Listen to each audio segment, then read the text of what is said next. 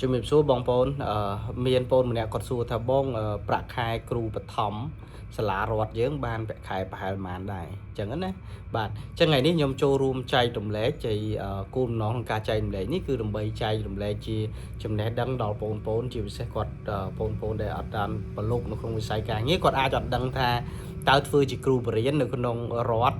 នៅក្នុងសាលារដ្ឋជាគ្រូបឋមសិក្សានឹងបានប៉ុន្មានដើម្បីអីព្រោះពេលដែលគាត់ប្រឡងចប់ក៏តើគាត់គួរបន្តអាជីពប្រឡងចូលជាគ្រូបរិញ្ញាឬក៏គាត់អាចមានជំរឿនទៅធ្វើអីផ្សេងណាអញ្ចឹងចេតនានេះជាចេតនាតែមួយដែលខ្ញុំគិតថាគួរតែចែករំលែកណាគួរតែចែករំលែកជាជាងគាត់សម្រាប់ចិត្តនៅក្នុងការរើសយកមុខរបរឬក៏អាជីពថ្ងៃក្រោយហើយដល់ដឹងថាតើទំហំនឹងវាប៉ុណ្ណាអីប៉ុណ្ណាណាអញ្ចឹងកុំឲ្យស្ដាយក្រោយនៅថ្ងៃក្រោយតើយើងគួរជ្រើសរើសយកវាយើងទទួលយកវាបានឬក៏យើងមិនទទួលយកវាបានអញ្ចឹងថ្ងៃនេះខ្ញុំចូលរួមចែកម្លែកអញ្ចឹងសម្រាប់ជាគ្រូបង្រៀនជាគ្រូយើងហៅគ្រូបឋមគ្រូបឋមសិក្សានៅក្នុងសាលារដ្ឋនៅក្នុង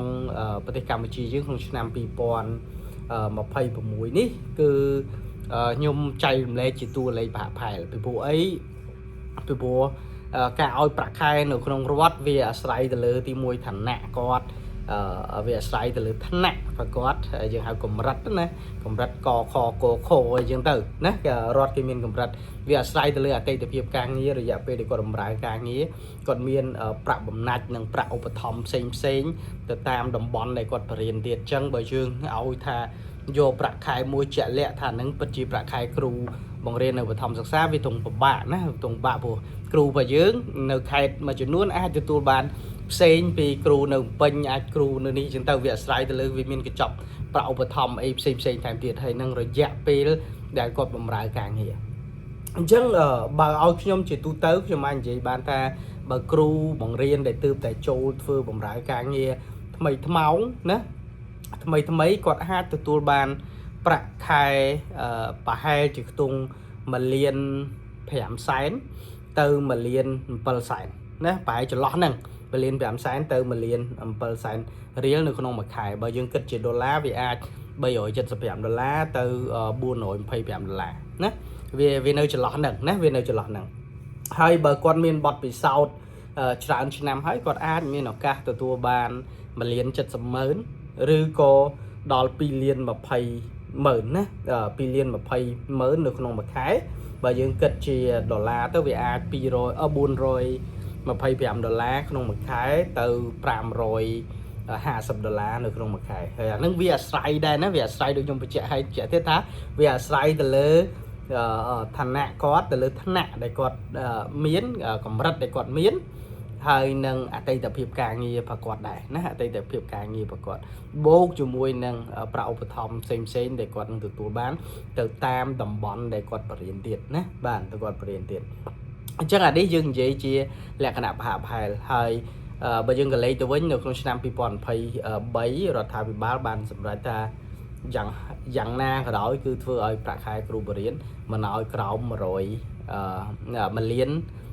5សែនទេណា1លាន5សែនទេអញ្ចឹងបើយើងមើលទៅវាតាំង2023ដល់2026ខ្ញុំគិតថាប្រាក់ខែពួកគាត់អាចច្រើនជាង1លាន5សែនរួចហើយណាច្រើនជាង1លាន5សែនហើយបាទអរគុណច្រើនទាំងអស់គ្នាដូចខ្ញុំបញ្ជាក់ទៀតថាខ្ញុំ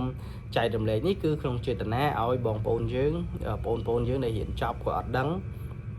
ទីពិសេសចប់12ក៏អត់ដឹងថាតើគាត់ជ្រើសរើសជំនាញមួយដែលគាត់ស្រឡាញ់ហើយទទួលបានលទ្ធផលសមប្រកបអត់អានេះខ្ញុំនិយាយនៅក្នុងក្របខ័ណ្ឌជាប្រាក់ខែដើម្បីជាការយល់ដឹងទូទៅណាហើយប្រហែលជាមានវីដេអូផ្សេងទៀតខ្ញុំនិយាយរឿងប្រាក់ខែគ្រូអនុវិទ្យាល័យគ្រូវិទ្យាល័យអីបន្ថែមទៀតណាហើយព័ត៌មានទាំងអស់នេះក៏គេដាក់ជាទូទៅដែរណាជាទូទៅដែរมันមានអីជាអាចកំបាំងទេអូខេអរគុណទាំងអស់គ្នាបើទាំងអស់គ្នាទើបតែចូលមកក្នុង YouTube Channel របស់ខ្ញុំមិនដែលមិនទាន់បាន follow channel របស់ខ្ញុំអាចចូលទៅ follow channel របស់ខ្ញុំដើម្បីទទួលបានវីដេអូផ្សេងទៀតហើយទន្ទឹមនឹងក៏ចង់ជំរាបទាំងអស់គ្នាដែរថា channel របស់ខ្ញុំពីច្រើនខ្ញុំនិយាយរឿងការរៀនសូត្រមុខរបរណាមុខរបរច្បាប់ការងាររដ្ឋបាលការងារទុនធានមនុស្ស ហើយនឹងការជ្រើសរើសជំនាញរៀននៅក្នុងថ្នាក់សាកលវិទ្យាល័យមហាវិទ្យាល័យជាទូទៅខ្ញុំនិយាយជំវិញតែរង្វង់នឹងទេណាអរគុណច្រើនអ្នកនរគ្នាជួបគ្នាវីដេអូក្រោយជម្រាបលា